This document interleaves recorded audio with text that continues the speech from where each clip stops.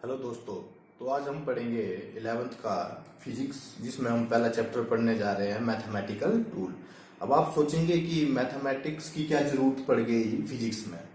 तो बेटा ये वही बात है कि जैसे हम कोई बंदा है अगर जंगल में शिकार करने जाता है शेर का और हथियार ले जाना भूल जाए, बात समझ आ गई।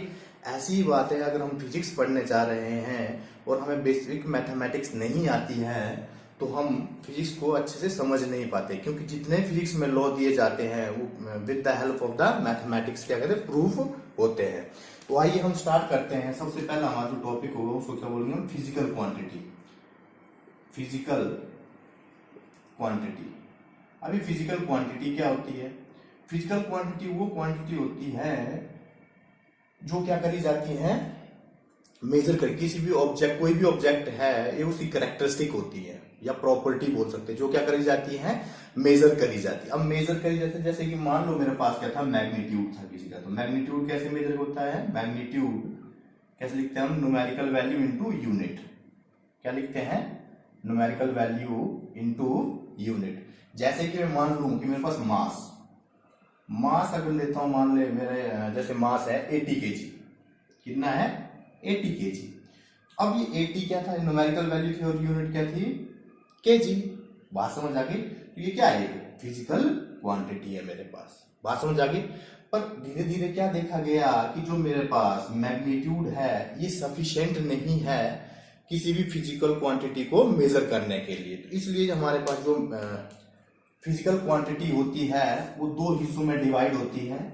एक तो होती है scalar quantity, scalar physical quantity, और दूसरी कौन सी होती है, vector physical quantity.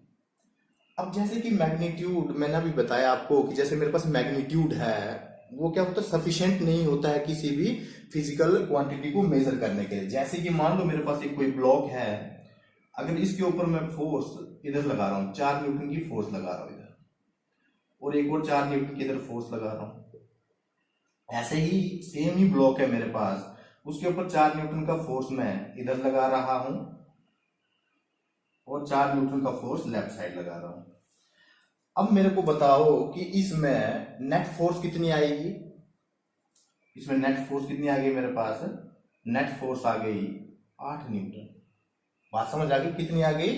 Net force आ गई 8 न्यूटन। और यहाँ पे नेट फोर्स कितनी होगी? अब 4 इधर लग रही है, 4 इस साइड लग रही है और 4 इस साइड लग रही है। इसका मतलब बराबर फोर्स है। तो ऑब्जेक्ट कहाँ है? वहीं का वहीं है, कहीं मूव नहीं कर रहा है। इसका मतलब क्या है कि नेट फोर्स मेरे पास क्या आ गई यहाँ पे, 0। नेट फोर्स यहाँ पे 0 थी। फोर्स तो मैंने बराबर ही लगाई ना, 4 न्यूटन 4 न्यूटन 4 न्यूटन 4 न्यूटन। तो यहाँ से मेरे पास एक और क्या चीज डिफाइन हुई कि डायरेक्शन भी क्या है हमारे पास, इंपॉर्टेंट है। तो यहाँ से हमारे पास क्या आता है, इसलिए हमारे पास क्या आएगी, वेक्टर क्वांटिटी आ गई। बात समझ आ गई? तो ऐसे ही मेरे पास जो स्केलर क्वांटिटी होती है, स्केलर फिजिकल क्वांटिटी, वो क्वांटिटी होती है जिसमें क्या होता है, ओनली मैग्नीट्यूड होता है। क्या होता है? Only magnitude. जैसे कि हमारे पास फॉर एग्जांपल हम बोल सकते हैं मास, लेंथ, और क्या बोल सकते हैं, टाइम। ये क्या है मेरे पास, एक स्केलर क्वांटिटी है। और वेक्टर क्वांटिटी, वेक्टर क्वांटिटी वो क्वांटिटी होती है जिसमें क्या होता है मेरे पास, बोथ मैग्नीट्यूड एंड डायरेक्शन। बात समझ आ गई? और क्या होता है इसमें, एक और चीज होती है, it should obey the vector law. क्या करते हैं? इट शुड ओबे वेक्टर लॉ। अभी वेक्टर लॉ क्या आती है, थोड़ी देर में आपको क्या आएगा, इसका समझ आएगा, पर अब फिलहाल सिर्फ इतना समझ लो। बात समझ आ गई? फॉर एग्जाम्पल क्या होंगे इसके, वेक्टर की जो मेरे पास एग्जाम्पल होंगे। फॉर एग्जाम्पल मैं इसमें मान सकता हूं कि जैसे मेरे पास आ गया डिस्प्लेसमेंट। क्या आती है? डिस्प्लेसमेंट, वेलोसिटी, और क्या बोल सकते हैं, फोर्स भी बोल सकते हैं यहाँ पे। बात समझ आ गई? पक्का पॉज करके उतार लो इस चीज को। इतनी सी समझ आती है बात। अब हम नेक्स्ट किसकी बात करेंगे, इसमें जो होता है वेक्टर, हम पढ़ेंगे क्या, वेक्टर पढ़ेंगे हम, वेक्टर के बारे में पढ़ेंगे। वेक्टर में क्या आता है, सबसे पहले रिप्रेजेंटेशन ऑफ वेक्टर। अब रिप्रेजेंट कैसे करते हैं हम वेक्टर को, क्या आएगा, रिप्रेजेंटेशन ऑफ वेक्टर। तो अब मेरे पास हम वेक्टर को रिप्रेजेंट कैसे करते हैं? जैसे मेरे को फोर्स क्या था, एक वेक्टर था, इसके ऊपर क्या एक एरो लगा दूं, ऐसे ऐसे रिप्रेजेंट करा जाता है इसको। बात समझ आ गई? या तो मैं क्या कर दूं, मान लो कोई और वेक्टर है, मान लो जैसे ए वेक्टर है मेरे पास, क्या है ए वेक्टर, या तो मैं इसको ए कैप से रिप्रेजेंट करूं, बात समझ आ गई, या इसकी से करूंगा इसको बोल्ड लेटर से, इसको क्या बोल रहा हूं मैं, बोल्ड लेटर से। ये रिप्रेजेंटेशन है इसकी, बात समझ आ गई। अगर मैं ग्राफिकल रिप्रेजेंटेशन की बात करूं तो ग्राफिकली ये कैसे रिप्रेजेंट होता है, एक जब मेरे पास क्या होता है, ये एरो से रिप्रेजेंट होता है, एक एरो होता है इस टाइप का, और जो ये है इसकी, ये क्या थी, लाइन ऑफ सपोर्ट बोलते, इसको क्या बोल देते, इसको लाइन ऑफ सपोर्ट। अब जो एरो से रिप्रेजेंट करते हैं, ये क्या होती है, एरो की टेल, और ये क्या होता है, हेड। तो वेक्टर कैसे रिप्रेजेंट करा जाता है, टेल से लेकर हेड की तरफ। अगर हेड की तरफ है तो वो रिप्रेजेंटेशन ऑफ वेक्टर, बात समझ आ गई। और जो इसकी लेंथ होगी, जो लेंथ होगी इस एरो की, वो क्या दर्शाएगा, इसका मैग्नीट्यूड। क्योंकि मैंने क्या बोला था, मैग्नीट्यूड, मैंने क्या बोला था कि कोई भी वेक्टर है उसको रिप्रेजेंट करने के उसके पास क्या होता है, डायरेक्शन भी होती है और मैग्नीट्यूड भी होता है। डायरेक्शन कहां से कहां जाएगी इसकी, टेल से लेकर हेड की तरफ, क्या दे दी इसने, डायरेक्शन दे दी। और लेंथ क्या रिप्रेजेंट करते हैं, इसका मैग्नीट्यूड। बात समझ आ गई, क्या रिप्रेजेंट करता है इसका, लेंथ क्या रिप्रेजेंट करती है इसका मैग्नीट्यूड। और जो मेरे पास टेल से लेकर हेड की तरफ जो एरो रिप्रेजेंट हुआ, वो क्या रिप्रेजेंट करेगा मेरे पास, डायरेक्शन को। पक्का समझ आ गया ना इतना सा? ये पॉज करके उतार लो इसको भी। छोटी छोटी बातें जो रिप्रेजेंटेशन, हम कैसे रिप्रेजेंट करेंगे वेक्टर को। तो अब नेक्स्ट क्या आ जाता है हमारे पास, अब क्या था मेरे पास कि जैसे मैंने बोला डायरेक्शन। अब डायरेक्शन क्या होती है हमारे पास, जैसे जी न्यूज, नॉर्थ न्यूज, याद रखने का तरीका, न्यूज। तो वैसे क्या होता है मेरे पास, या इस साइड क्या होती है मेरे पास, ईस्ट, ये होती है वेस्ट, और ये होती है नॉर्थ, और ये होती है क्या, साउथ। बात समझ आ गई? ये क्या है, इसकी डायरेक्शन है, ईस्ट, नॉर्थ, वेस्ट और साउथ। अगर कोई वेक्टर इनके बीच में आ जाता है एट एन एंगल ऑफ 45, और इधर से भी कितना होगा ये 45, तो इसको क्या बोल देते हैं हम, नॉर्थ ईस्ट डायरेक्शन, या तो क्या बोल दो ईस्ट नॉर्थ डायरेक्शन। ये कौन सी डायरेक्शन आ जाएगी, नॉर्थ वेस्ट डायरेक्शन। और ये कौन सी आ जाएगी, वेस्ट साउथ या साउथ वेस्ट डायरेक्शन। और ये कौन सी डायरेक्शन आ जाएगी मेरे पास, साउथ ईस्ट डायरेक्शन। बात समझ आ गया? एंगल कितना हो, 40-45 का हो। अगर सपोज कर लो एंगल 45 का ना होके, मान लो मेरे पास ये क्या था, ये नॉर्थ था, ये ईस्ट था, कोई वेक्टर है और at an angle of 30 degree है, तो मैं इसको किस डायरेक्शन में पढ़ूंगा इस चीज को। और यहां से कितना है, एक साइड से 30 डिग्री है और एक साइड से 60 डिग्री है, तो मैं क्या पढ़ूंगा इस चीज को, किस डायरेक्शन में वेक्टर होगा ये। तो इसको बोल दूंगा मैं, जो यहां से एंगल बना रहा है 30 डिग्री नॉर्थ ऑफ ईस्ट, और इसको क्या बोल दूंगा, 60 डिग्री ईस्ट ऑफ नॉर्थ। अब इसका मतलब क्या है, 30 डिग्री नॉर्थ ऑफ ईस्ट, मतलब कहा आप ईस्ट पे बैठ जाओ और किसकी तरफ जा रहे हो आप, नॉर्थ की तरफ। तो यहां जब मैं ईस्ट पे था, ईस्ट से नॉर्थ की तरफ, बात समझ आ गई, कितना 30 डिग्री ईस्ट ऑफ नॉर्थ, और ये क्या था 30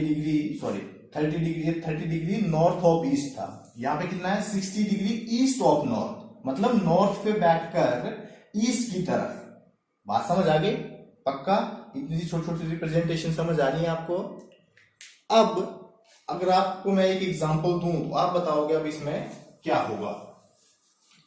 अगर मेरे पास कोई वेक्टर दे रखा है, ये साउथ है, ये ईस्ट है, और at an angle of 60 degree है यहां से, ये किस डायरेक्शन में होगा, बता सकते हैं क्या? पॉज करके एक बार सोच लो। चलो आ जाओ, देखो क्या क्या बोलेंगे इसको, 60 डिग्री, क्या पढ़ेंगे इसको, 60 डिग्री साउथ ऑफ ईस्ट। क्या पढ़ेंगे, 60 डिग्री साउथ ऑफ ईस्ट, मतलब ईस्ट के ऊपर बैठकर साउथ की तरफ आना। बात समझ आ गई, ईस्ट के ऊपर बैठ के किसकी तरफ आ रहा हूं मैं, साउथ की तरफ, पक्का। अब नेक्स्ट बेटा हम आगे पढ़ेंगे इसमें कि कुछ important point related to the vector, important point related to vector. अब वेक्टर से रिलेटेड इंपॉर्टेंट पॉइंट पढ़ते हैं हम। सपोज कर लो कि मेरे पास एक कोई ए वेक्टर है इस तरीके का। अगर मैं इस वेक्टर को 360 रोटेट कर दूं, मतलब 2 पाई रोटेशन दे दो इसको, तो जो मेरे पास वेक्टर की डायरेक्शन होती है, डायरेक्शन डज नॉट चेंज। क्या बोला मैंने, अगर मेरे पास कोई भी वेक्टर है उसको अगर मैं 360 रोटेट कर देता हूं या 2 पाई रोटेट कर देता हूं तो उसकी डायरेक्शन में कोई भी फर्क नहीं आता है। और दूसरा तुम कह सकते हो, और अगर मेरे पास सपोज कर लो ये ए वेक्टर था, अगर इसको मैं पैरेलली शिफ्ट करता हूं, पैरेलली मतलब क्या है, इसके यहां से शिफ्ट कर दिया, ये क्या कर दिया वेक्टर मैंने ए पैरेलली शिफ्ट कर दिया। अगर मैं पैरेलली शिफ्ट कर देता हूं तब भी क्या होगा, इसकी डायरेक्शन में कोई चेंज नहीं आएगा। जैसे कि अगर सपोज कर लो मेरे पास एक वेक्टर है at an angle of 30 degree, ऐसे करके कोई वेक्टर है, अगर इसको मैं पैरेलली यहां भी शिफ्ट कर सकता हूं क्या, at an angle of 30 degree. इसको क्या पढ़ूंगा मैं, ये अगर मेरी ये ईस्ट साइड है और ये क्या है नॉर्थ है, तो क्या पढ़ूंगा इसको मैं 30 डिग्री नॉर्थ ऑफ ईस्ट। क्या पढ़ता हूं मैं इसको, 30 डिग्री नॉर्थ ऑफ ईस्ट, मतलब ईस्ट पे बैठकर नॉर्थ की तरफ जाना। तो ये क्या पैरेलली शिफ्ट कर दिए मैंने, तो मेरे पास डायरेक्शन में इसकी कोई भी फर्क नहीं पड़ता है। बात समझ आ गई। ये एक पहला पॉइंट था जो इंपॉर्टेंट पॉइंट है इसके वेक्टर के। अब जो नेक्स्ट मैं बात करने जा रहा हूं, तो नेक्स्ट पॉइंट मेरे पास क्या आ जाता है कि अब 2 वेक्टर दे रखे हैं मेरे पास, एक ही ए वेक्टर है, मान लो ये बी वेक्टर है, और ये क्या है एक ए वेक्टर है। अब मेरे को इनके बीच में एंगल निकालना है। तो क्या होता है कि ये भी एक इंपॉर्टेंट पॉइंट है कि on joining tail to tail, कैसे ज्वाइन करना आपने, 2 वेक्टर हैं ए वेक्टर और बी वेक्टर, इन दोनों की टेल को ज्वाइन करो, और जो मेरे पास स्मॉलेस्ट एंगल होगा इन दोनों के बीच में, एक एंगल तो ये आ गया और दूसरा एंगल कौन सा आता है, टेल ज्वाइन करने पे एक ही आ जाता है। बात समझ आ गई। तो हमने कौन सा एंगल लेना है, ये वाला स्मॉलेस्ट एंगल। जब मैं 2 वेक्टर को टेल से टेल जोड़ता हूं उनकी, और जो मेरे पास छोटा एंगल आता है वो क्या कहलाता है, एंगल बिटवीन द 2 वेक्टर। और एंगल हम और कैसे रिप्रेजेंट कर सकते हैं, एंगल बिटवीन, एक कोई मान लो मेरे पास ए वेक्टर था और इसको ऐसे भी रिप्रेजेंट कर सकते, कैप बी वेक्टर। ये क्या, इसका मतलब क्या होता है, angle between A vector and B vector. ऐसे भी रिप्रेजेंटेशन कहीं पे आपको बुक में मिल जाएगी, ऐसे रिप्रेजेंट कर रहे हैं angle between the A and B vector. और एंगल कौन सा लेना है हमेशा 2 वेक्टर के बीच में, जब हम टेल से टेल मिलाते हैं, और जो छोटा एंगल होता है मेरे पास वो क्या कहलाता है, एंगल बिटवीन द 2 वेक्टर। बात समझ आ गई। ये 2 इंपॉर्टेंट पॉइंट थे इसके। अब नेक्स्ट हम बात करें, इसमें थोड़ा एग्जांपल कर लेते हैं। मान लो मेरे पास कोई इक्विलेटरल ट्रायंगल है, कौन सी इक्विलेटरल ट्रायंगल है, ए बी और सी। बात समझ आ गई। ये क्या था, ए वेक्टर था, ये बी वेक्टर था और ये सी वेक्टर था। अब आपसे पूछा जाए find angle between A vector and B vector, B vector and C vector, क्या निकाल पाओगे? आप ट्राई करना चाहते हो तो स्क्रीन को पॉज कर लो और कर लेना वाला, ठीक है। अब देखो यहाँ पे इक्विलेटरल ट्रायंगल है, इसका मतलब क्या है कि एंगल कितने कितने डिग्री है, 60 डिग्री है, 60 डिग्री 60 डिग्री। अब मैंने क्या बोला था कि दो वेक्टर के बीच में एंगल कौन सा लेना है, जब हम टेल से टेल मिलाते हैं वो जो छोटे वाला एंगल आएगा मेरे पास वो क्या कहलाएगा, angle between the two vector. अब मेरे को बोला ए एंड बी के बीच में, अब ए और बी ये है, जब ये इधर मूव कर मतलब इसका हेड है यहाँ पे, और इस बी वेक्टर क्या है, टेल है, तो मैं क्या इसको पैरेलली इधर शिफ्ट कर सकता हूं इधर, तो ये क्या आ गया मेरे पास ए वेक्टर, तो ये इनके ए और बी के बीच में एंगल क्या होगा, ये कितना आएगा 120 डिग्री। टोटल कितना होगा 180 में से 60 माइनस करूंगा तो कितना बचेगा 120, तो ये एंगल कितना आ गया 120 डिग्री। बात समझ आ रही है पक्का। अब मेरे को बोला जाए कि बी और सी दो वेक्टर हैं, इनके बीच में एंगल कितना है, बी वेक्टर ये था, सी वेक्टर ये था, तो इसको फर्दर मैं क्या इधर शिफ्ट कर सकता हूं, ये बी वेक्टर आ गया मेरे पास। अब एंगल कौन सा आएगा, टेल से टेल मिल गई ना, तो ये वाला एंगल, तो टोटल एंगल कितना था इसका, यहां से यहां तक 180 का बनना था, और साथ इसमें से माइनस करते ये भी कितना आ जाएगा मेरे पास है 120 डिग्री। बात समझ आ रही है पक्का, ओके। चलो मैं एक और क्वेश्चन कर लेते हैं इसके ऊपर। अब देखो सपोज कर लो कि मेरे पास एक ए वेक्टर है at an angle of 30 degree और एक बी वेक्टर है at an angle of 60 degree, मान लो 60 डिग्री, और एक सी वेक्टर है मेरे पास at an angle of 15 degree. बात समझ आ गई, कितने डिग्री पे 15 डिग्री पे। अब आपको फाइंड क्या करना है मेरे को, find angle between A vector and B vector, A vector and C vector, B vector and C vector. बात समझ आ गई पक्का। अब जब मेरे को बोला गया कि एंगल निकालो दो वेक्टर के बीच में, तो मेरे को कौन सा लेना है, जो स्मॉलेस्ट होगा, कौन सा होगा स्मॉलेस्ट। जब मैं टेल से टेल मिलाता हूं जो छोटे वाला एंगल आता है वो क्या कहलाता है मेरे पास, angle between the two vector. अब ए और बी की बात करता हूं, तो ए वेक्टर मेरे पास क्या ये था और बी वेक्टर ये था, क्या टेल से टेल जुड़ी है दोनों। अगर ये 60 है तो ये क्या कितना हो जाएगा 30 डिग्री हो जाएगा, तो एंगल बिटवीन ए और बी कितना हुआ 60 डिग्री। बात समझ आ गई। बाकी ये दो आपके लिए होमवर्क है, ये आप खुद कर लेना। बात समझ आ गई पक्का, ओके। चलो नेक्स्ट हम प्रोसीड करते हैं फर्दर। अब क्या आ जाता है हमारे पास, हम पढ़ेंगे टाइप ऑफ वेक्टर।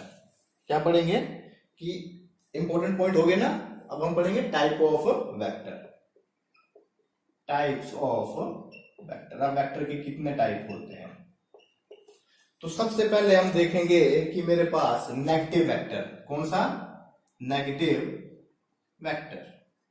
अब नेगेटिव वेक्टर क्या होता है जी हमारे पास, मान लो मेरे पास कोई ए वेक्टर है इस डायरेक्शन में है और नेगेटिव वेक्टर, इसका नेगेटिव कैसे आएगा, इसी को मैं अगर अपोजिट कर दूं तो ये क्या आएगा मेरे पास नेगेटिव ऑफ अ वेक्टर। बात समझ आ गई। इसका मतलब क्या हुआ कि मेरे पास उसकी डायरेक्शन अपोजिट होनी चाहिए, मैग्नीट्यूड क्या होना चाहिए उसका सेम होगा और डायरेक्शन क्या होगी अपोजिट। मैग्नीट्यूड सेम और डायरेक्शन क्या हो जाएगी इसकी अपोजिट। तो ऐसी चीज को हम क्या बोल देते हैं नेगेटिव ऑफ अ वेक्टर। बात समझ आ गई। दूसरा हमारे पास टाइप आ जाता है इक्वल वेक्टर। इक्वल वेक्टर, अब इक्वल वेक्टर क्या होते हैं, ऐसे वेक्टर जिनकी क्या हो डायरेक्शन एंड मैग्नीट्यूड क्या हो मेरे पास सेम हो। क्या बोला मैंने अभी, डायरेक्शन और मैग्नीट्यूड दोनों चीज क्या हो मेरे पास सेम हो। जैसे कि मान लो मेरे पास एक वेक्टर ए वेक्टर इधर है और बी वेक्टर भी इधर, क्या डायरेक्शन भी सेम है दोनों की और मैग्नीट्यूड भी क्या होना चाहिए सेम होना चाहिए। जैसे कि अगर बोलूं कि एक वेक्टर है 4 न्यूटन ईस्ट में और एक 4 न्यूटन वेस्ट में। अब यहां पे आप देखोगे कि इनका जो मैग्नीट्यूड है, मैग्नीट्यूड क्या 4 के बराबर है। ये ए वेक्टर मान लो और इसको क्या मान लो, बी वेक्टर मान लो। अब जो मेरे पास ए वेक्टर है, मैग्नीट्यूड को हम कैसे रिप्रेजेंट करते हैं, ऐसे, बात समझ आ गई। और यहां से बी वेक्टर, जो मैग्नीट्यूड है इस दोनों के बराबर है, पर क्या डायरेक्शन बराबर है इसकी, नहीं, क्योंकि वेस्ट पीछे की तरफ होता है और ईस्ट आगे होगा। बात समझ आ गई। तो मेरे पास A vector is not equal to B vector, तो ये दोनों क्या है मेरे पास, इक्वल वेक्टर नहीं है। बात समझ आ गई। अब इक्वल वेक्टर के लिए क्या होना चाहिए, ये क्या होना चाहिए, अगर जैसे कि मैं बोलूं कि कोई भी दो इक्वल वेक्टर हैं, अगर इक्वल वेक्टर हैं तो उसमें क्या होना चाहिए, मैग्नीट्यूड और डायरेक्शन दोनों सेम होने चाहिए। अगर फॉर एग्जांपल इसका एग्जांपल मानूं कि 2 मीटर पर सेकेंड और एक 2 न्यूटन, दोनों क्या है, ईस्ट की तरफ है, ईस्ट, और ये भी क्या है, ईस्ट की तरफ है। तो क्या ये इक्वल वेक्टर है, क्योंकि मेरे पास क्या है, वेलोसिटी, इसकी यूनिट क्या होती है, अभी याद रख लो क्या होता है, वेलोसिटी की यूनिट क्या होती है, मीटर पर सेकेंड, और फोर्स की न्यूटन। दोनों ईस्ट में है, तो क्या ये मेरे पास इक्वल वेक्टर है, जी नहीं। क्यों नहीं है, क्योंकि जो इक्वल वेक्टर होने चाहिए उनके लिए एक और कंडीशन होनी, क्या होनी चाहिए, सेम फिजिकल क्वांटिटी होनी चाहिए। कैसी, सेम फिजिकल क्वांटिटी, कैसी होनी चाहिए, सेम फिजिकल क्वांटिटी। जैसे कि अगर ये मीटर पर सेकेंड में है तो ये भी किस में होना चाहिए, मीटर पर सेकेंड में। फॉर एग्जांपल बोलूं मैं, यहां पे थोड़ा मेरे पास स्पेस कम है, तो एक बार इसको पॉज करके उतार लो। तो यहां देखो, अगर मैं बोलूं for example 2 Newton in east direction में एक वेक्टर है और 2 न्यूटन ही ईस्ट डायरेक्शन में दूसरा वेक्टर है, ये ए वेक्टर मान लो और ये क्या मान लो, बी वेक्टर। तो क्या ये मेरे पास ए और बी दोनों क्या इक्वल वेक्टर हैं, जी हाँ, इसको मैं कह सकता हूं क्या है, ये मेरे पास इक्वल वेक्टर है। क्यों, क्योंकि इनका मैग्नीट्यूड भी क्या सेम है, 2 और क्या ईस्ट डायरेक्शन भी क्या सेम है, और क्या फिजिकल क्वांटिटी भी सेम है। बात समझेंगे, सेम फिजिकल क्वांटिटी। इतनी सी बात क्लियर है, पक्का, उतार लो पॉज करके इसको। तो नेक्स्ट हम चलते हैं आगे,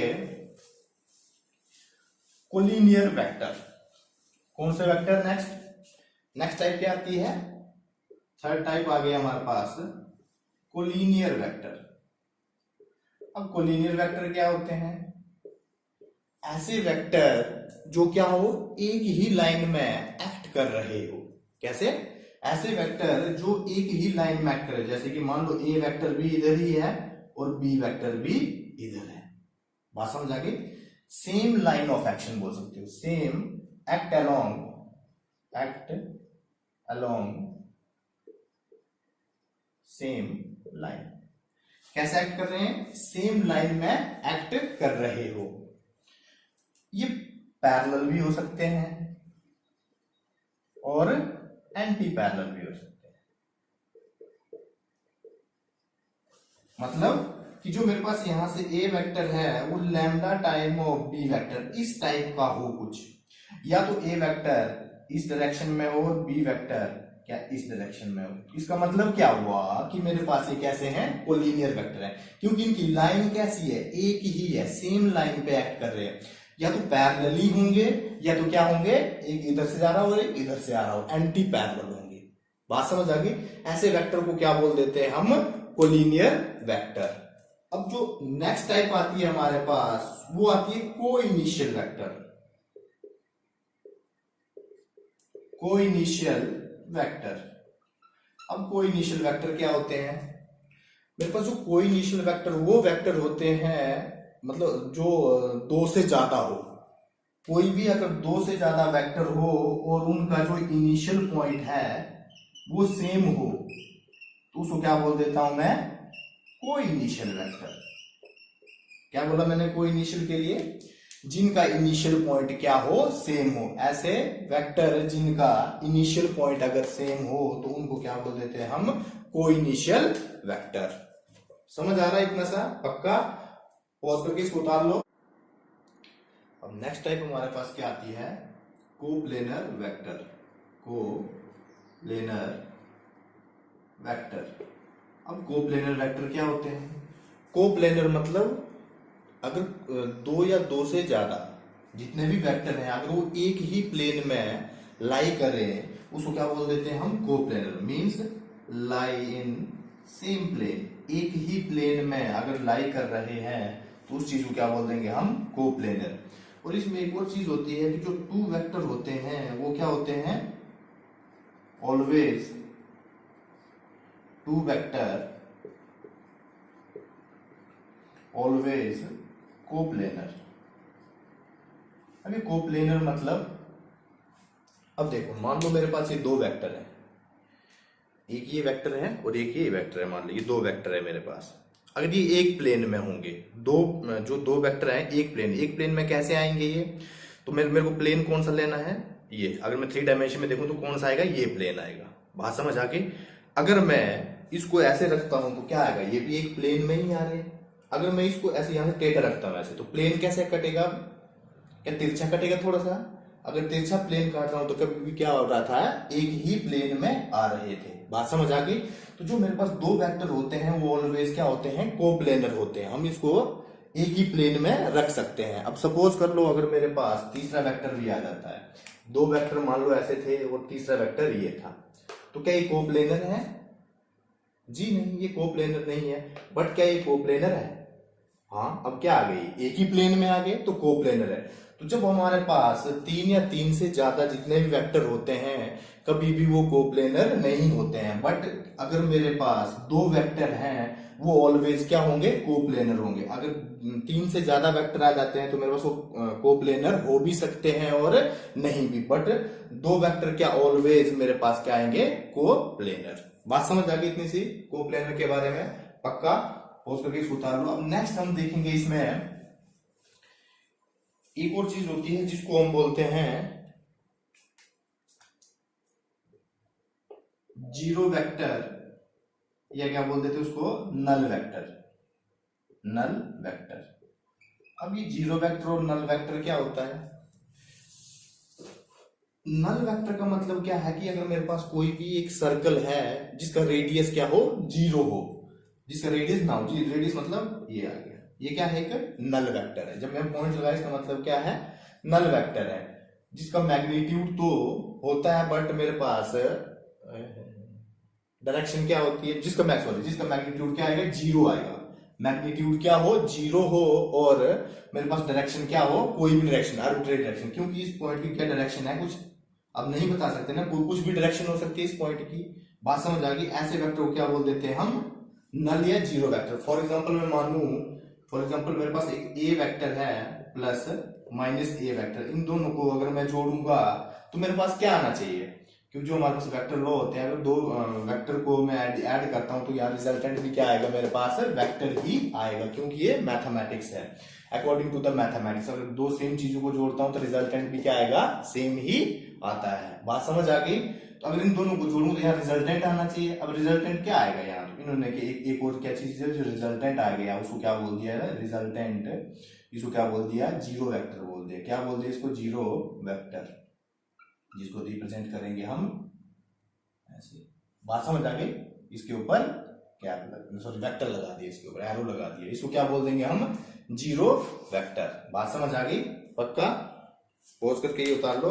नेक्स्ट क्या आता है हमारे पास? एक होता है यूनिट वेक्टर। क्या होता है? Unit vector. अब ये यूनिट वेक्टर क्या होता है? Unit vector. Unit vector, unit मतलब एक ऐसा वेक्टर जिसका मैग्नीट्यूड क्या हो? 1 हो, उसको क्या बोल देते हैं हम? Unit vector. सपोज कर लो मेरे पास एक ए वेक्टर है। अगर ये मेरे पास यूनिट वेक्टर है तो इसका मैग्नीट्यूड क्या होना चाहिए?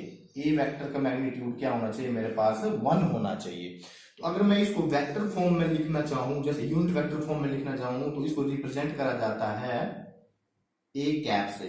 किससे रिप्रेजेंट करा जाता है इसको? कैप से रिप्रेजेंट। किसके बराबर आएगा? A vector divided by magnitude of A vector. अब इस यूनिट वेक्टर का पर्पस क्या होता है? जो यूनिट वेक्टर होता है मेरे पास, ये क्या देता है मेरे को? Represent the direction of a vector. किसको रिप्रेजेंट करता है? Represent direction. किसी भी अगर कोई भी चीज है मेरे पास, कोई भी स्केलर क्वांटिटी है, अगर उसको मैं यूनिट वेक्टर से मल्टीप्लाई कर देता हूं तो मेरे पास क्या आ जाता है? वो एक वेक्टर आ जाता है। बात समझ आ गई? जैसे कि अगर मैं 3D कोऑर्डिनेट में देखूं इसको, तो मेरे पास यहाँ x होता है, यहाँ y होता है, और यहाँ क्या होगा? z। अगर मेरे पास कोई वेक्टर है जो along the positive x direction, ये क्या होती है? पॉजिटिव x डायरेक्शन, और इसके इधर क्या होगी? बिल्कुल बैकवर्ड में क्या मेरे पास? Negative x direction. यहां क्या है? पॉजिटिव y डायरेक्शन, और ये क्या है यहाँ पे? इसके एग्जैक्टली नीचे क्या होगी? अपोजिट साइड में नेगेटिव y डायरेक्शन। बात समझ आ रही है? इधर क्या होगी? पॉजिटिव z डायरेक्शन, और इसकी बिल्कुल ही साइड क्या होगी? Negative z direction. समझ आ रही है इतनी सी बात? पक्का।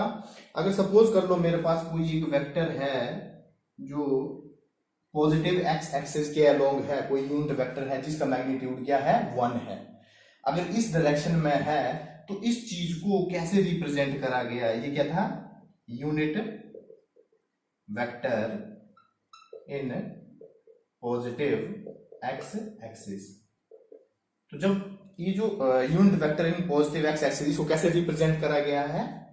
आई कैप से। किससे रिप्रेजेंट करा गया है इसको? आई कैप। अब इसको सम्मान देने के लिए इसके ऊपर क्या रखा गया? हमारे पास कैप रखी गई। तो इसको कैसे रिप्रेजेंट करा जाता है? आई कैप। और इसको क्या करा जाएगा? यहाँ पे y में होगा, तो कोई भी वेक्टर अगर मेरे पास y डायरेक्शन में है तो y डायरेक्शन में यूनिट वेक्टर क्या होगा? j कैप से रिप्रेजेंट करा जाता है। कैसे रिप्रेजेंट करता है? j कैप से। ऐसे ही अगर मेरे पास z डायरेक्शन में हो तो कैसे रिप्रेजेंट करेगा उसको? k कैप से। अगर ये माइनस में होता तो क्या लिखते हैं? माइनस आई कैप। अगर ये y डायरेक्शन में अगर माइनस y डायरेक्शन में लिखूंगा तो क्या लिखूंगा? Minus j cap. और z डायरेक्शन में अगर माइनस z डायरेक्शन है तो साइड क्या लिखूंगा? Minus k cap. बात समझ आ गई यूनिट वेक्टर के बारे में? यूनिट वेक्टर अगर मेरे पास कोई भी स्केलर चीज है, अगर उसको मैं यूनिट वेक्टर से मल्टीप्लाई कर देता हूं तो वो क्या बन जाता है? मेरे पास वेक्टर बन जाता है। जैसे कि मतलब मैंने क्या दूसरा क्या बोलता कि ये क्या रिप्रेजेंट करता है? डायरेक्शन को शो करता है। मान लो मेरे पास एक 5 न्यूटन की फोर्स है in positive axis, positive x axis. अगर पॉजिटिव x एक्सिस में मेरे पास एक 5 न्यूटन की फोर्स है, इसको वेक्टर से, ये क्या है मेरे पास? मैग्नीट्यूड था। मैग्नीट्यूड को कैसे रिप्रेजेंट करता हूं? एक मॉडुलस से। बात समझा? किससे रिप्रेजेंट करता हूं? मॉडुलस से। अगर मॉडुलस मेरे को 5, ये क्या चीज है? ये मैग्नीट्यूड है इसका। क्या है? मैग्नीट्यूड। और ये क्या चीज है? इधर मेरे पास डायरेक्शन दे रखी है पॉजिटिव x एक्सिस में। अगर मैं इस वेक्टर को, सॉरी इस फोर्स को वेक्टर फॉर्म में लिखना चाहूं तो मैं इसको कैसे लिख सकता हूं? 5 equal to, sorry F is equal to 5 newton. अब direction positive x direction, positive x direction किससे रिप्रेजेंट करी जाती है? मैंने बोला अगर किसी भी मैग्नीट्यूड को या स्केलर क्वांटिटी को अगर मैं यूनिट वेक्टर से मल्टीप्लाई कर देता हूं तो वो क्या देता है मेरे पास? डायरेक्शन। तो अगर मेरे पास है तो इसको कैसे, इस फोर्स को कैसे लिखा जाएगा? 5 आई कैप। बात समझ आ गई? आई का मतलब क्या है? Positive x direction. इतनी सी बात समझ आती है? पक्का। पॉज करके इसको उतार दो एक बार। अब नेक्स्ट हम देखेंगे इसमें कि अगर मैं किसी भी वेक्टर को मल्टीप्लाई करता हूं स्केलर से तो क्या होता है? Multiplication of a vector by a scalar. अगर मैं किसी वेक्टर को किसी स्केलर से मल्टीप्लाई कर देता हूं तो मेरे पास क्या होता था? मान लो मेरे पास क्या था बेटा? एक ए वेक्टर था और कोई भी स्केलर, उसको मैं लैम्डा मान लेता हूं, उस मैग्नीट्यूड को, कि अगर मैं इस ए वेक्टर को इस लैम्डा से मल्टीप्लाई कर दूंगा तो क्या आएगा मेरे पास, एक नया रिजल्टेंट वेक्टर आता है। क्या आता है, एक रिजल्टेंट वेक्टर, जिसको मैं रिप्रेजेंट कर रहा हूं आर वेक्टर से, equal to lambda time of A. बात समझ आ गई। बट जैसे मान लो ये जो ए वेक्टर था, अगर वो पॉजिटिव एक्स डायरेक्शन में है, तो मेरे पास जो रिजल्टेंट वेक्टर की डायरेक्शन आएगी वो भी क्या आएगी, डायरेक्शन क्या रहेगी इसकी, सेम रहेगी। जो मेरे पास ए वेक्टर की डायरेक्शन होगी वही किसकी रहेगी, मेरे पास रिजल्टेंट वेक्टर की डायरेक्शन रहेगी। बट कंडीशन क्या होनी चाहिए, लैम्डा इज ग्रेटर देन 0 होना चाहिए। अगर ये मेरे पास पॉजिटिव है तभी मेरे पास जो डायरेक्शन ऑफ ए होगी वही क्या होगी, आर की डायरेक्शन होगी। अगर मेरे पास लैम्डा लेस देन 0 हो जाता है तो क्या होगा, लेस देन 0, क्यों, लैम्डा का स्केलर क्वांटिटी है ना, पॉजिटिव नेगेटिव कुछ भी हो सकता है वो। अगर पॉजिटिव होगा तो डायरेक्शन दोनों की क्या रहेगी, सेम डायरेक्शन, सेम डायरेक्शन। बात समझ आ गई, किसकी same direction, A vector and R vector की। ऐसे ही अगर मेरे पास ये लेस देन 0 हो गया, अगर लेस देन 0 हो गया, सपोज कर लो कि ए वेक्टर इस डायरेक्शन में था, पॉजिटिव एक्स डायरेक्शन में था, और रिजल्ट इसको इससे मल्टीप्लाई करूंगा, लेस देन 0 है, इसका मतलब माइनस में होगा, तो माइनस में क्या, तो आर वेक्टर क्या मेरे पास अपोजिट डायरेक्शन में आएगा। तो यहाँ क्या आता है, अपोजिट डायरेक्शन। कौन सा वेक्टर, रिजल्टेंट वेक्टर किस डायरेक्शन में आएगा, अपोजिट डायरेक्शन में आएगा। अगर इसको मैग्नीट्यूड निकालना चाहूं तो क्या क्या आएगा मेरे पास, रिजल्टेंट वेक्टर का मैग्नीट्यूड। मैग्नीट्यूड कैसे निकालता हूं, मॉडुलस लगा देता हूं साइड में, तो यहां से क्या आएगा, lambda into modulus of A. बात समझ आ गई। अगर मेरे पास, इसका मतलब क्या हुआ कि अगर लैम्डा मेरे पास 2 है और इसकी वैल्यू भी, जो ए वेक्टर है इसकी वैल्यू भी 2 आ रही है, इसका मैग्नीट्यूड कितना है, ए का मैग्नीट्यूड अगर 2 है और लैम्डा की वैल्यू भी 2 है, तो मेरे पास रिजल्टेंट की वैल्यू कितनी होगी, 4 गुना हो जाएगी। मतलब क्या है कि अगर ये इसकी लंबाई 2 है तो इसकी कितनी हो जाएगी, 4 हो जाएगी। बात समझ आ गई। मैग्नीट्यूड क्या करता है, लेंथ को शो करता है ना, जो लेंथ होती है वो क्या होती है, मैग्नीट्यूड ऑफ द वेक्टर। बात समझ आ गई। और एरो क्या शो करता है, डायरेक्शन ऑफ द वेक्टर। इतनी सी क्लैरिटी है, पक्का। पॉज करके इसको उतार लो। नेक्स्ट हम चलते हैं अपने, जैसे ही अगर सपोज कर लो मेरे पास क्या है, 2 + 2, इसको क्या लिखता हूं बेटा मैं, 4। बात समझ आएगी। अगर 2 वेक्टर प्लस 2 वेक्टर, इसको क्या लिखूंगा, क्या 4 वेक्टर, जी नहीं, इसको मैं ऐसे नहीं लिख सकता हूं, क्योंकि जब मेरे पास वेक्टर आते हैं तो वेक्टर को जोड़ने और घटाने के लिए मेरे पास क्या आते हैं, अलग से लॉ दिए गए हैं। ये सिंपल जो अलजेब्रा होता है मैथमेटिक्स में, इसको फॉलो नहीं करते हैं। तो हमारे पास यहाँ एक और चीज पढ़ने के लिए आ जाती है, जिसको क्या बोल देते हैं हम, वेक्टर अलजेब्रा। बात समझ आ गई। क्या पढ़ेंगे अब हम, वेक्टर अलजेब्रा। तो वेक्टर अलजेब्रा में सबसे पहले यहाँ पे लॉ दिए गए, जैसे एक होता है ट्रायंगल लॉ। कौन सा, triangle law of vector addition. अब क्या कर रहा हूं मैं, यहाँ पे 2 वेक्टर को ऐड कर रहा हूं। अगर 2 वेक्टर है, सपोज कर ले मेरे पास एक वेक्टर ए वेक्टर था और एक वेक्टर ये बी वेक्टर है, या यहाँ पे तुम ऐसे डायरेक्ट हेडिंग लिख सकते हो, एडिशन ऑफ द 2 वेक्टर।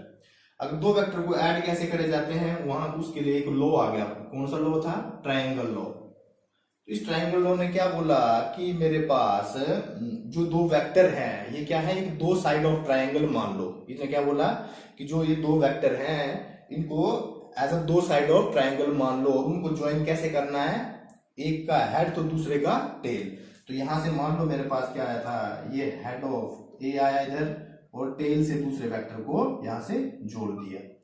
और जो मेरे पास थर्ड जो साइड बचेगी वो इन दोनों का क्या आएगा, सम आएगा, और रिजल्टेंट बोल सकते हैं। और कैसे आएगा, इन रिवर्स डायरेक्शन में। किस डायरेक्शन में, रिवर्स डायरेक्शन में होगा। तो ये क्या, इसके अपोजिट डायरेक्शन में आया। ये इधर चल रहे थे, ये भी कहा इसके अपोजिट में। आना तो ऐसे चाहिए था कि ट्रायंगल ऐसे बनेगा पूरा कंप्लीट, बट यहाँ पे क्या आएगा, इन्होंने एक लॉ दिया ट्रायंगल लॉ, कि जो मेरे पास 2 साइड ऑफ ट्रायंगल होंगी वो कैसी आएंगी, कि हेड से टेल ज्वाइन करें, हाँ हेड टू टेल ज्वाइन करता हूं मैं वेक्टर को, वो जो थर्ड साइड आती है मेरे पास ट्रायंगल की, वो क्या कहलाती है, रिजल्टेंट वेक्टर या सम ऑफ दीज टू वेक्टर। तो रिजल्टेंट वेक्टर किसके बराबर आएगा, A vector plus B vector के बराबर। बात समझ आ गई? यहां से ट्रायंगल लॉ ने क्या बोला, ट्रायंगल लॉ ने, समझ आ रहा है ना, किस में आएगी, रिवर्स डायरेक्शन में। पक्का? तो इसको पॉज करके उतार लो। अब इसके बाद एक और लॉ आया जिसको हम बोलते हैं पॉलीगन लॉ। पॉलीगन लॉ भी कुछ नहीं है, उन्होंने भी क्या करा, ये भी ट्रायंगल लॉ से इंस्पायर हुआ था। पॉलीगन लॉ, तो पॉलीगन लॉ क्या था, ये कहां से इंस्पायर, फ्रॉम ट्रायंगल लॉ, मतलब यहीं से कहा इंस्पायर हुआ। इन्होंने क्या बोला कि अगर मेरे पास तीन या तीन से अधिक कोई भी अगर मेरे पास वेक्टर है, मान लो मेरे पास ए वेक्टर इधर था, बी वेक्टर ऐसे था, ये सी वेक्टर था, ये डी वेक्टर मान लो ऐसे ही, ये डी वेक्टर था इधर। अब मेरे को इनका क्या निकालना है, एडिशन निकालना है, सम करना है इनको। तो सम क्या करना है, इन्होंने क्या बोला कि हम वेक्टर को पैरेलल शिफ्ट कर सकते हैं, तो यहां से इसको उठा के यहां रख दिया। जो ट्रायंगल लॉ क्या था, ट्रायंगल लॉ से इंस्पायर हुआ। ट्रायंगल लॉ ने क्या बोला कि हेड टू टेल कनेक्शन करते जाओ इनके। अगर हेड टू टेल कनेक्शन करूंगा तो ए वेक्टर, ये बी वेक्टर इधर आ जाएगा, पैरेलल शिफ्ट कर दिया, बी वेक्टर, सी वेक्टर क्या ऐसे आ जाएगा, ये सी वेक्टर आ गया, डी वेक्टर क्या ऐसे आ जाएगा, ये डी वेक्टर आ गया। अब इनको जोड़ना है, तो जोड़ना है तो मेरे को क्या बोला गया है कि जो एंड वाला सेक्शन होगा उसको क्या कर दो, रिवर्स डायरेक्शन में जोड़ दो। बात समझाए? किस डायरेक्शन में, रिवर्स डायरेक्शन में अगर मैं इसको जोड़ता हूं तो ये किसके सम दे देता है, पूरे इनका सबका सम देता है, जो क्या आता है मेरे पास रिजल्टेंट वेक्टर। तो रिजल्टेंट वेक्टर क्या आएगा यहाँ से, R vector is equal to, अब देखो A vector plus B vector plus C vector plus D vector, ये आ जाता है। अब कैसे आया देखो, यहाँ से अगर सिंपल मैं ट्रायंगल लॉ से भी देखूंगा तो यहाँ से क्या आएगा, रिजल्टेंट का ये आएगा मेरे पहले का। अगर दो वेक्टर को देखूंगा तो ये क्या आएगा, A vector plus B vector. ऐसे ही मैं इस रिजल्टेंट, इस वेक्टर को और इस वेक्टर को जोड़ दूं तो क्या रिजल्टेंट नया ये बन जाएगा मेरे पास। ये क्या आएगा, A vector plus B vector plus C vector. अब मेरे पास एक वेक्टर ये था और एक ये वेक्टर था, क्या मेरे पास सीक्वेंस फॉलो होनी चाहिए इसमें कि मेरे पास क्या होना चाहिए, हेड टू टेल कनेक्शन होना चाहिए। तो क्या ये हेड था और ये क्या था, इधर टेल कनेक्शन होता है। एक वेक्टर ये आ गया, एक वेक्टर ये आ गया, तो क्या मेरे पास ये रिजल्टेंट वेक्टर आ जाएगा। बात समझ आ गई? अब इस चीज को ऐसे लिख दिया, और इस चीज को मैं क्या ऐसे भी लिख सकता हूं, अगर सम करना है मेरे को तो मैं ऐसे लिख सकता हूं, A plus B plus C plus D vector is equal to A vector plus B vector plus C vector plus D vector, ऐसे भी लिख सकता हूं। तो इस प्रॉपर्टी को क्या बोल देते हैं हम, एसोसिएटिव प्रॉपर्टी। कौन सी, एसोसिएटिव लॉ। तो जो मेरे पास एडिशन होती है, किसी भी दो या दो से अधिक वेक्टर का मैं एडिशन करता हूं तो उसको क्या बोल देता हूं, एसोसिएटिव लॉ। तो ये कौन सा लॉ होता है, एसोसिएटिव लॉ, एसोसिएटिव लॉ बोलते हैं इसको। बात समझ आ गई? ये क्या था मेरे पास, polygon law of vector addition. अगर मेरे पास तीन से अधिक वेक्टर आ जाए तो मैं कैसे जोड़ सकता हूं। बात समझ आ गई कैसे जोड़ा ये मैंने, इसको क्या बोलते हैं हम, पॉलीगन लॉ। अब नेक्स्ट क्या आता है बेटा मेरे पास, एक होता है पैरेललोग्राम लॉ। कौन सा, पैरेललोग्राम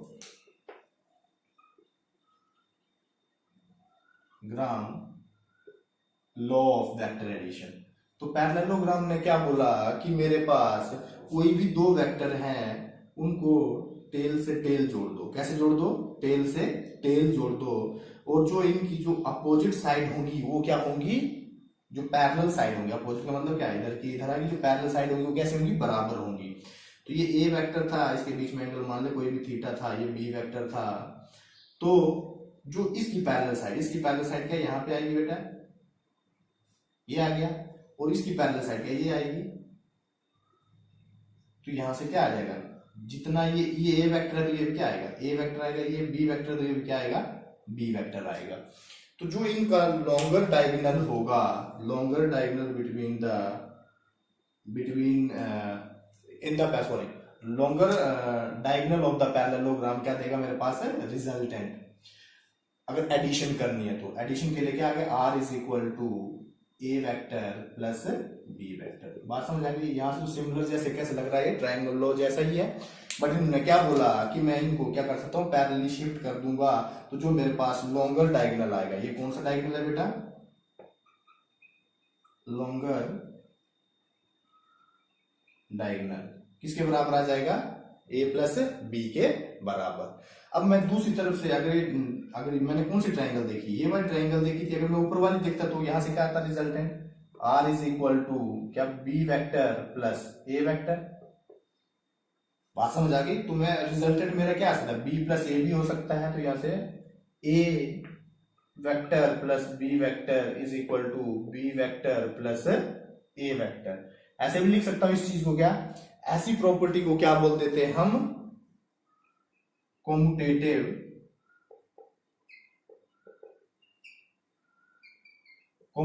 लॉ। ऐसी प्रॉपर्टी को क्या बोल देते हैं हम, कॉम्यूटेटिव।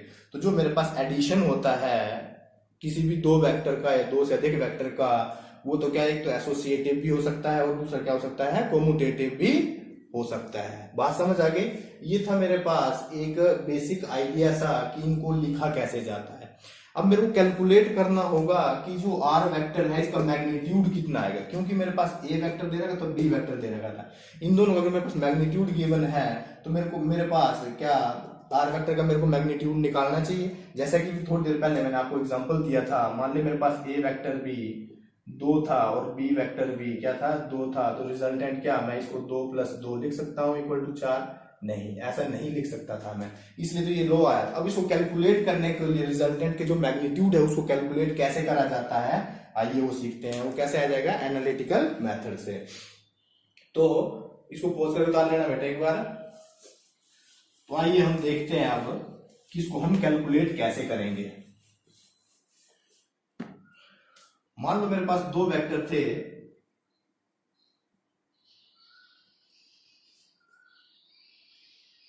ये ए वेक्टर था और ये बी वेक्टर था। इन दोनों के बीच में एंगल क्या था, थीटा था। 2 वेक्टर हैं, उनके बीच में एंगल अगर थीटा दे रखा है मेरे पास, तो मेरे को बताओ कि रिजल्टेंट किस डायरेक्शन में होगा और उसका मैग्नीट्यूड कितना होगा। एक्चुअल रिजल्टेंट आएगा कितना, R vector is equal to क्या A vector plus B vector होगा, यही होगा, ये तो मानते हो बात। अब मेरे को यहां से निकालना है, तो इसको क्या करूंगा मैं, अब मेरे को मैग्नीट्यूड निकालना है। मैग्नीट्यूड के लिए क्या, मोड ऑफ आर वेक्टर निकालना है। मैंने बेसिकली कहने का मतलब क्या है, मोड ऑफ आर वेक्टर निकालना है। तो यहां से कैसे निकालूंगा मैं इसको, अब देखो प्रोसीजर देखो कैसे करते हैं। इसको पैरेलली शिफ्ट कर दिया इधर बेटा, मैंने पैरेललोग्राम लगा दूंगा मैं यहाँ पे, ये तो इसको पैरेलली शिफ्ट कर दूंगा तो ये आ जाएगा क्या इधर से। अगर मेरे पास ये बी है तो ये भी क्या बी होगा, क्या होगा, ये भी बी वेक्टर होगा। बात समझ आ गई। मान लो मेरे पास इसका बी है, इसका मैग्नीट्यूड बी है और ए वेक्टर इसका मैग्नीट्यूड कितना है, ए है। तो कैसे लिखूंगा मैं इसको, मैं फर्दर अगर मैं बोलूं इसका परपेंडिकुलर ड्रॉ करो, यहां से अगर परपेंडिकुलर ड्रॉ करता हूं तो अगर ये एंगल थीटा है तो मेरे पास ये एंगल भी क्या होगा, थीटा ही होगा क्या, क्योंकि सेम है ना ये एंगल इसके साथ, ये मैंने सिर्फ पैरेलली तो शिफ्ट करा है यहाँ पे। अब मेरे पास जो रिजल्टेंट आएगा बेटा वो क्या, ये होगा रिजल्टेंट आर वेक्टर, यही तो निकालना हमने बेसिकली। और डायरेक्शन निकालने के लिए क्या मेरे को ये पता होना चाहिए कि किस एंगल पे है ये मान लो ये अल्फा आ गया, ये किसके साथ एंगल ले रहा हूं, ये ए के साथ इसका एंगल ले रहा हूं, इतना बात याद रखना। अब मेरे पास इसका मैग्नीट्यूड ए है और इसका मैग्नीट्यूड कितना है, बी है। अब मेरे को क्या करना है बेटा कि ये रिजल्टेंट निकालना है। रिजल्टेंट निकालने के लिए क्या मेरे पास, अगर मैं इसको ए बी सी डी मानू, ए बी ना मान के O N M P Q कुछ भी मान लो ऐसे करके, क्योंकि ये भी यहां सेम आ रहा था ना इसलिए। तो अब देखो यहां से जो मेरे पास ओ से लेकर एन तक है, इसका जो मैग्नीट्यूड है वो कितना है, ए है। पर मेरे पास एन से लेकर एम तक का मैग्नीट्यूड नहीं पता, ना तो मेरे पास पी से लेकर एम तक पता है। बात समझ आ गई, क्योंकि मेरे को क्या करना है कि राइट एंगल ट्राइंगल बन रही है मेरे पास, ये एंगल कितना है 90 डिग्री है। अगर राइट एंगल ट्राइंगल बन रही है तो मैं क्या लगाऊंगा यहाँ पे, पाइथागोरस थ्योरम लगाऊंगा। और पाइथागोरस से मेरे पास क्या आ जाएगा, ये रिजल्टेंट आ जाएगा। बात समझ आ गई। अब मेरे पास क्या फाइंड करना है मेरे को, एन और एम और पी और एम के। तो ये कितना आ जाएगा मेरे पास, अगर मैं देखूं, अगर कोई भी मेरे पास एक राइट एंगल ट्राइंगल है जिसका एक साइड मेरे को गिवन है, ये बी है, और मेरे को ये दो साइड निकालनी है। मान लो ये एक्स है और ये कितनी है, वाई है, और ये एंगल कितना था मेरे पास, थीटा था। तो एक्स और वाई कितना होगा, तो सिंपल सी बात है, अगर थीटा मेरे को पता है और बी मेरे को पता है कि एक्स वाई मैं निकाल सकता हूं, बिल्कुल निकाल सकता हूं। देखो यहां से perpendicular upon hypotenuse, perpendicular upon hypotenuse किसके बराबर होता है, साइन थीटा के बराबर। तो y इज इक्वल टू किसके बराबर आ गया, बी साइन थीटा के बराबर। बात समझ आ गई। अगर बेस अपॉन हाइपोटेन्यूज करता हूं मैं, बेस अपॉन हाइपोटेन्यूज, ये किसके बराबर आएगा, cos थीटा के बराबर। तो यहां से x किसके बराबर आएगा, b ऑफ cos थीटा। तो मेरे पास अब दोनों की वैल्यू आ गई। यहां से ये किसके बराबर आ गया, b cos थीटा, और ये कितना आ गया, b साइन थीटा के बराबर। अब तो मेरे पास सिंपल हो गया कि मेरे पास एक ट्राइंगल है, राइट एंगल ट्राइंगल है, जिसमें क्या था मेरे पास, यहां से यहां तक की लेंथ थी a, और यहां से यहां तक थी ये b cos थीटा, और ये कितनी थी, b साइन थीटा, और ये कितना था, r।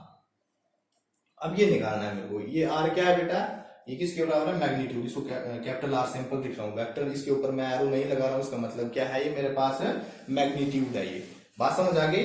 अब ये एंगल कितना था, इसके साथ अल्फा एंगल बना रहा था। अब मेरे को ये राइट एंगल ट्राइंगल है, तो मैं क्या यहाँ पे पाइथागोरस लगा सकता हूं।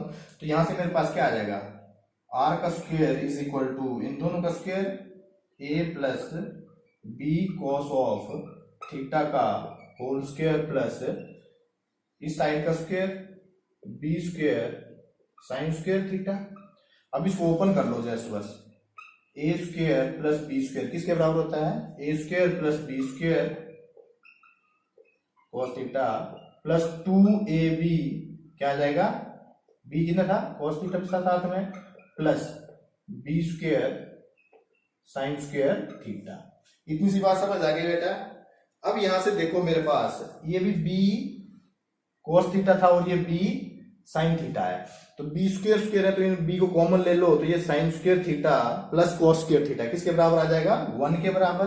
तो यहां से क्या आएगा, a square plus B square plus 2ab cos of theta. ये किसकी, आर स्क्वायर की वैल्यू थी, तो आर की वैल्यू कितनी आएगी, क्या, अंडर रूट ऑफ दिस। तो यहां से मेरे पास क्या आ गया, जो मैग्नीट्यूड में लिखूंगा, मैग्नीट्यूड फॉर्म में लिखूंगा, तो आर वेक्टर का मैग्नीट्यूड क्या आता है, ए का स्क्वायर, मैग्नीट्यूड ऑफ ए का square into magnitude of B का square, sorry magnitude of A का square plus magnitude of B का square plus 2ab cos of theta. अब ये थीटा क्या था बेटा, मेरे पास थीटा था angle between the vector A vector and B vector के बीच में क्या था, ये एंगल था मेरे पास। बात समझ आ गई। अब दूसरी चीज और क्या निकालना था मेरे को, ये तो मैग्नीट्यूड आ गया, क्योंकि वेक्टर क्या चीज होती है जिसके पास क्या होता है, डायरेक्शन भी होती है और क्या होता है, मैग्नीट्यूड भी होता है। मैग्नीट्यूड मैंने निकाल दिया है, अब दूसरी क्या निकालनी है मेरे को, डायरेक्शन। तो डायरेक्शन कैसे निकाली जाती है, सिंपल सी बात है, tan थीटा से निकाल दूंगा मैं यहां से। तो मेरे पास tan अल्फा, tan अल्फा कितना होता है, base upon, sorry perpendicular upon base, perpendicular कितना था, b sine of theta divided by a plus B cos of theta. तो ये यहां से क्या मेरे पास डायरेक्शन भी पता चल गई कि किस डायरेक्शन में है। बट ये याद रखना मेरे पास कि जो ये अल्फा था, ये किसके बीच में एंगल था, angle between A vector and resultant vector के बीच में, किसमें था एंगल, ये ए वेक्टर और रिजल्टेंट वेक्टर के बीच में एंगल है। बात समझ आ गई। अगर वो बी वेक्टर में पूछता है तो यहां से क्या कर लेना, थीटा माइनस अल्फा कर लेना। ये कितना आ जाएगा ऊपर वाला, ये थीटा माइनस क्या आ जाएगा, अल्फा। बात समझ आ गई। अब तुम ऊपर वाले ट्रायंगल भी ले सकते थे पैरेललोग्राम से, वो तुम खुद कर लेना उस चीज को। इतनी सी बात समझ आ गई। क्या क्या आ रहा है मेरे पास, अगर मेरे पास दो वेक्टर दे रखे हैं, उनके बीच में अगर एंगल थीटा दे रखा है, तो मेरे को पूछा गया है कि बताओ कि रिजल्टेंट वेक्टर आएगा उसका मैग्नीट्यूड कितना होगा और वो किस डायरेक्शन में होगा। बात समझ आ गई। पोज करके इसको उतार लो बेटा। तो आओ इसके ऊपर एक दो हम न्यूमेरिकल कर लेते हैं, जैसे कि आपको और थोड़ा क्लैरिटी मिल जाएगी। सपोज कर लो कि मेरे पास दो वेक्टर हैं, एक ए वेक्टर है, उसका जो मैग्नीट्यूड दे रखा है वो मेरे पास 5 न्यूटन दे रखा है, और एक और बी वेक्टर है एट एन एंगल ऑफ, इन दोनों के बीच में एंगल कितना है 90 डिग्री है। ये बी वेक्टर है जिसका मेरे पास 5 न्यूटन क्या दे रखा है, मेरे पास मैग्नीट्यूड दे रखा है। मेरे को पूछा गया है कि फाइंड आर वेक्टर, मतलब रिजल्टेंट वेक्टर। ऐड करना इन दोनों को, क्या करना है, मैंने इसको ऐड करना है, रिजल्टेंट वेक्टर निकालना है। तो रिजल्टेंट वेक्टर कैसे निकालूंगा, and magnitude of resultant vector and direction दोनों निकालनी है। तो रिजल्टेंट और डायरेक्शन कैसे निकालूंगा, देखो इधर, यहां से मैं क्या इसको पैरेलल शिफ्ट यहां कर सकता हूं, ये क्या आएगा मेरे पास, क्या यही मेरे पास रिजल्टेंट वेक्टर आएगा, आएगा कि नहीं आएगा ये रिजल्टेंट वेक्टर। अब ये कितना होगा, जो मैग्नीट्यूड आएगा, तो R magnitude of R vector is equal to under root of A square, क्या 5 का स्क्वायर, प्लस बी स्क्वायर, क्या 5 का square, plus 2 into 5 cos of, कितना एंगल बेटा इन दोनों के बीच में, थीटा था, थीटा कितना था, ये था कि 90 degree angle between the two vector. जब हम क्या करते हैं, टेल से टेल ज्वाइन करते हैं, तो ये कितना आ जाएगा 90 डिग्री। जब ये 90 डिग्री, cos 90 कितना होता है 0, तो अंडर रूट ऑफ 5 का स्क्वायर मतलब 25 प्लस 25, तो इसको लिख सकता हूं क्या 5 रूट 2, क्या लिख सकता हूं 5 रूट 2। यहां से क्या आया, ये तो मेरे पास क्या आ जाएगा, यहां से मैग्नीट्यूड आ गया कि जो रिजल्टेंट वेक्टर होगा उसका मैग्नीट्यूड कितना होगा 5 रूट 2 आएगा मेरे पास। अब मेरे को बोला गया है कि ये जो मेरे पास डायरेक्शन होगी, सॉरी, ये किस डायरेक्शन में होगा, मैग्नीट्यूड था क्या, डायरेक्शन निकाल, डायरेक्शन के लिए क्या tan अल्फा लगाता था, tan अल्फा क्या था मेरे पास b sin थीटा, क्या था b sin थीटा। वैसे तुम यहां से भी डायरेक्ट ही बोल सकते हो, ये एंगल कितना आएगा, ये अल्फा होगा, ये क्या है 90 डिग्री, ये अल्फा होगा, तो ये कितना 5 था, तो क्या आएगा 5 डिवाइडेड बाई 5 भी ऐसे बोल सकते हैं 1, तो अल्फा कितना आ जाएगा 45। अल्फा कितना, tan 1 कितना होता है, जब हम 40 अल्फा की वैल्यू 45 रखूंगा तो कितना आ जाएगा 1 के बराबर आ जाएगा। या तुम दूसरे तरीके से भी कर सकते थे, b sin 90, sin 90 कितना होता है 1, तो 5 divided by a plus b cos theta, cos 90 0, तो वहां क्या a आ जाएगा, a कितना आएगा 5 आ जाएगा, तो b अपॉन a, सिंपल सी बात है, तो ये आ जाएगा। बात समझ आ गई। तो यहां से मैंने आपको एक चीज समझानी थी, 90 डिग्री एंगल क्यों लिया, if angle between a and b vector is 90 degree, जब मेरे पास एंगल 90 डिग्री होगा तो जो रिजल्टेंट वेक्टर आएगा उसको डायरेक्ट, उसका मैग्नीट्यूड क्या होगा, direct under root of a square plus b square. बात समझ आ गई। और दूसरा क्या होता है, इसका जो मेरे पास डायरेक्शन निकालनी होती है, tan alpha is equal to किसके बराबर हो गया, b बाई a के बराबर। बात समझ आ रही है इतनी सी, पक्का। ये इसलिए करवाया मैंने आपको एग्जांपल, ताकि आप इसको पहले खुद ऑब्जर्व कर लो और बाद तब जाके मैंने इसका क्या लिखा दिया, आपको डायरेक्ट रिजल्टेंट लिखा दिया। अब जब कभी भी आपके पास अगर दो वेक्टर हैं उसके बीच में अगर एंगल मेरे पास 90 डिग्री आता है, तो आप डायरेक्ट क्या कर देना, a का स्क्वायर प्लस b का स्क्वायर करके उसका मैग्नीट्यूड निकाल देना, और tan अल्फा का b अपॉन a करके उसका क्या निकल जाएगा, रिजल्टेंट निकल जाएगा। बात समझ आ गई, पक्का, उतार लो इसको। तो अब क्या आ गया हमारे पास, मान लो एक वेक्टर दे रखा है इधर मेरे पास, a वेक्टर है, एक और एग्जांपल करके देखते हैं। a वेक्टर है 20 न्यूटन और b वेक्टर है मेरे पास at an angle of 60 degree पे 40 न्यूटन का। कितने का, 40 न्यूटन का। ये कौन सा है, b वेक्टर। ये a वेक्टर था और b वेक्टर, इन दोनों के मैग्नीट्यूड, एक का मैग्नीट्यूड कितना दे रखा है 40 और दूसरा एक का मैग्नीट्यूड 20 और दूसरा कितना दे रखा है 40। तो मेरे को बोला गया है कि find resultant vector and magnitude of resultant vector and direction. तो क्या कर लोगे इस चीज को, पक्का। तो यहां से मेरे पास क्या आ जाएगा कि रिजल्टेंट कैसे निकालता था बेटा मैं, अब तो डायरेक्ट आपको वो चीज याद रखनी है कि रिजल्टेंट कैसे निकाला जाता है, अंडर रूट ऑफ 20 का स्क्वायर प्लस 40 का square plus 2 into 20 into 40 into cos of 60 degree. यहां से क्या आ गया मेरे पास, रिजल्टेंट आ गया इस चीज का। और दूसरा डायरेक्शन निकालना, डायरेक्शन के लिए क्या निकालूंगा मैं, tan अल्फा। tan अल्फा किसके बराबर होता है, b, क्या था b sin थीटा। तो b कितना था 40 sine of 60 divided by A plus B cos theta, तो ए कितना था 20 plus B 40 cos of theta, theta कितना था 60 डिग्री। तो क्या यहाँ से जो भी वैल्यू आई क्या तुम निकाल सकते हो इस चीज को? बात समझ आई कैसे करना है, इस चीज को सॉल्व कैसे करते हैं? पक्का पॉज करके उतार लो बेटा इस चीज को। तो अब हम थोड़ी और जनरल सी बात कर लेते हैं। इसमें किसकी बात करते हैं? कुछ केसेस की बात करते हैं हम, स्पेशल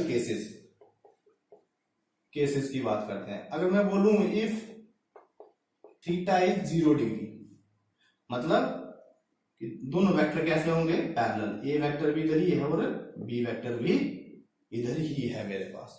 अब बताओ कि जो मेरे पास रिजल्टेंट आएगा वो कितना होगा और उसका मैग्नीट्यूड और डायरेक्शन क्या होगी। तो यहां पे देखो, जब ये थीटा 0 होगा तो मेरे पास मैग्नीट्यूड कैसे चलता है? Magnitude is equal to under root of A square plus B square plus 2ab cos of 0 degree. Cos 0 किसके बराबर होता है? 1 के बराबर। तो यहां से क्या आ जाएगा? Under root of A square plus B square plus 2ab, ये आ गया पक्का। अब यहां से मेरे को पता है कि ये क्या होता है? A square plus B square plus 2ab, क्या ये मेरे पास यहां से under root of A plus B का होल स्क्वायर है।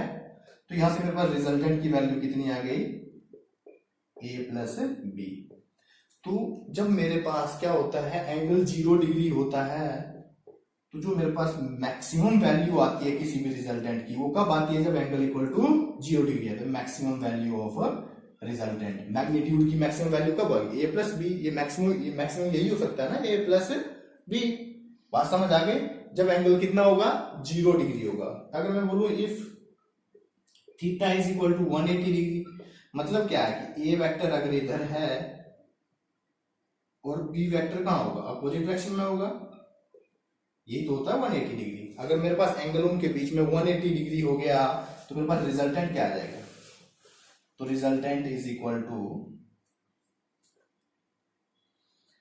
अच्छा इस केस में डायरेक्शन क्या होगी? जो इन दोनों की डायरेक्शन होगी, क्या उसी डायरेक्शन में होगा मेरे पास रिजल्टेंट भी?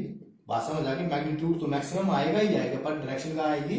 जहां इन दोनों का मेरे पास क्या आ जाएगा, जिस डायरेक्शन में ये दोनों वेक्टर होंगे ए और बी। तो यहां से अब 180 डिग्री हो गया तो under root of A square plus B square plus 2ab cos of 180 degree. तो कॉस 180 डिग्री किसके बराबर होता है? कॉस 180 डिग्री होता है -1 के बराबर। तो A square plus B square minus 2ab। बात समझ आ गई? तो यहां से ये किसके बराबर आ जाता है? तो यहां से इसको लिख सकता हूं क्या मैं? Under root of A minus B का होल स्क्वायर। ये तो होता है ए माइनस बी का whole square, A square plus B square minus 2ab। तो यहां से मेरे पास जो रिजल्टेंट आया वो कितना आया? ए माइनस बी।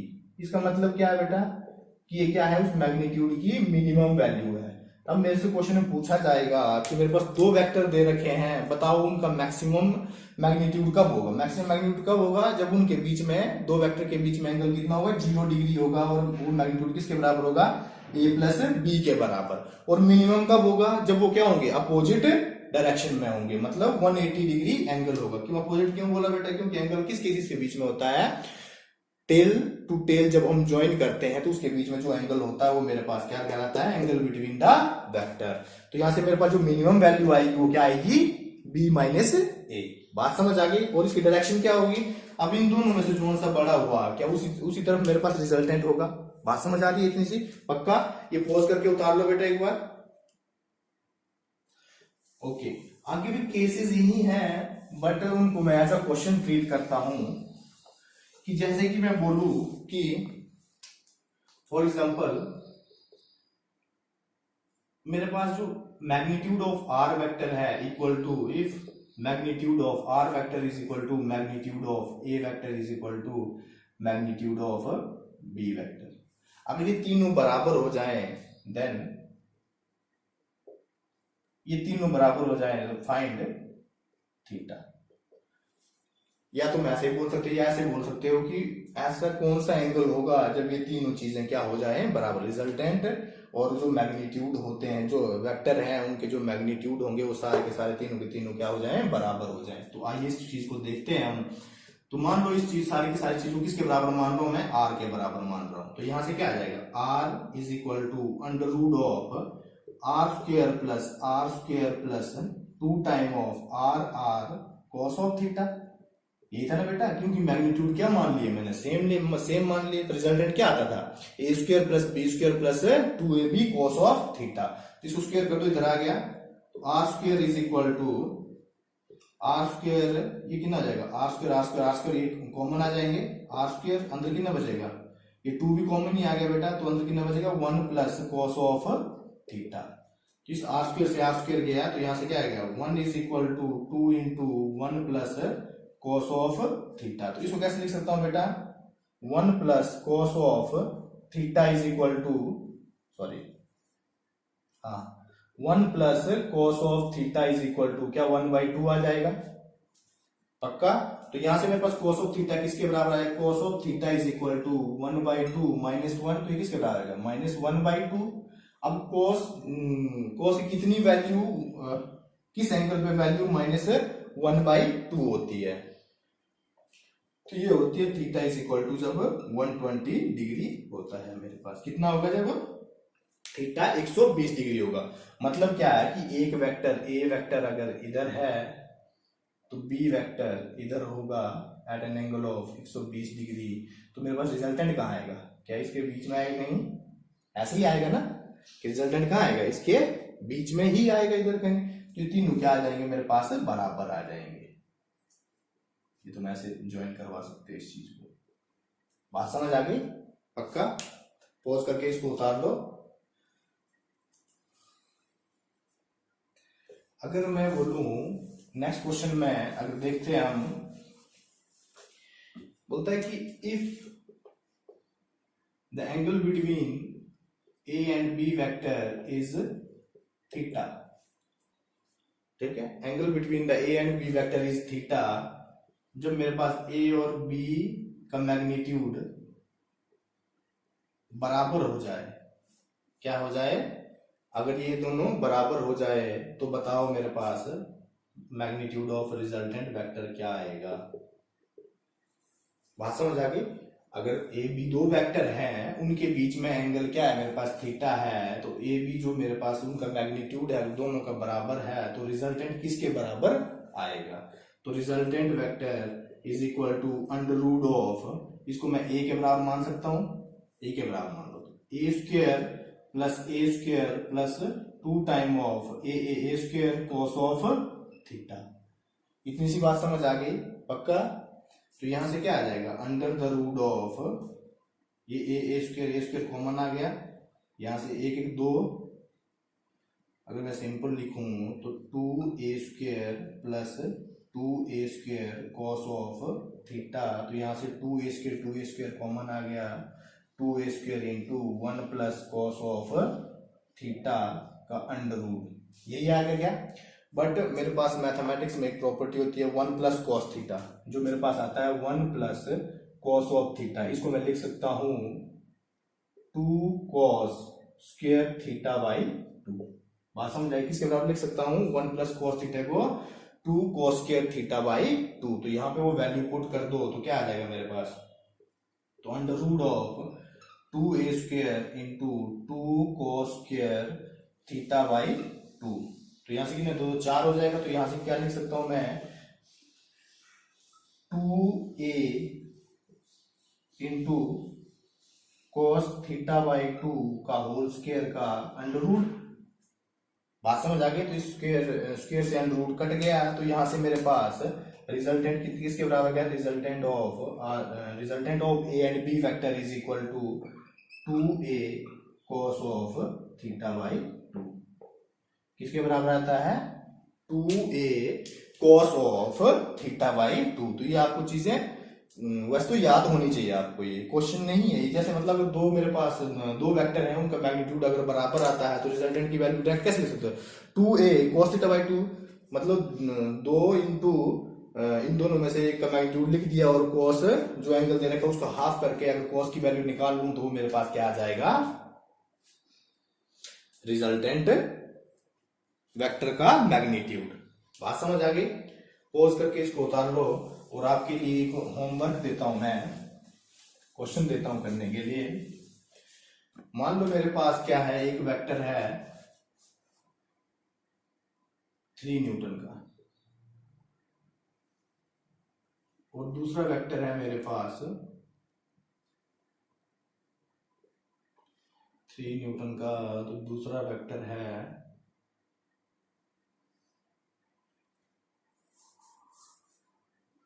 4 न्यूटन। मान लो इसको at an angle of 90 degree है, 4 न्यूटन। तो तुमको क्या बताना है, find direction and resultant of find the magnitude, direction and magnitude of a resultant vector।